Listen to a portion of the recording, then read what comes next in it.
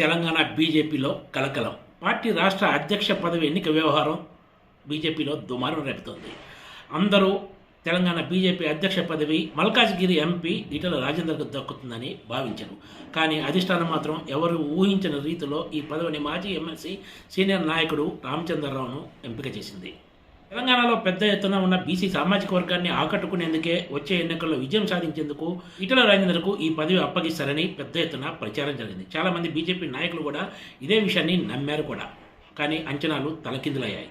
BJP అధిష్టానం నిర్ణయంపై Goshamahal BJP MLA Raja Singh తీవ్ర అసంతృప్తి వ్యక్తం చేశారు. అంతేకాదు ఆయన ఏకంగా పార్టీకి రాజీనామా చేసినట్లు ప్రకటించారు. తన రాజీనామా లేఖను బీజేపీ రాష్ట్ర అధ్యక్షుడు కేంద్ర మంత్రి కిషన్ రెడ్డికి అందజేశానని, పార్టీకి రాజీనామా చేసినందున పార్టీ ద్వారా సంక్రమించిన ఎమ్మెల్యే పదవి విషయంలో కూడా అనర్హత వేటు వేయాలని స్పీకర్కి సూచించాల్సిందిగా కూడా కోరినట్లు ఆయన మీడియా సాక్షిగా వెల్లడించారు. 2014 సంవత్సరం నుంచి తాను పార్టీ కోసం ఎంతో కష్టపడుతున్నానని, తాను తీవ్రవాదుల టార్గెట్లో కూడా ఉన్నానని చెప్పారు. పార్టీ కోసం అన్ని వదిలి కష్టాన్ని పడినా కనీసం బీజేపీ అధ్యక్ష పదవికి తనను నామినేషన్ కూడా వేయడానికి అనుమతించలేదన్నారు.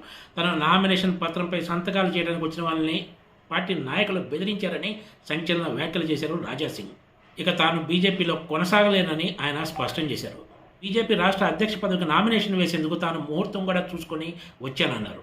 బీజేపీ హార్డ్ కోర్ నాయకుడిగా పేరున్న రాజాసింగ్ మీకో దండం, మీ పార్టీకో దండం అంటూ సంచలన వ్యాఖ్యలు చేయడం ప్రాధాన్యత సంతరించుకుంది.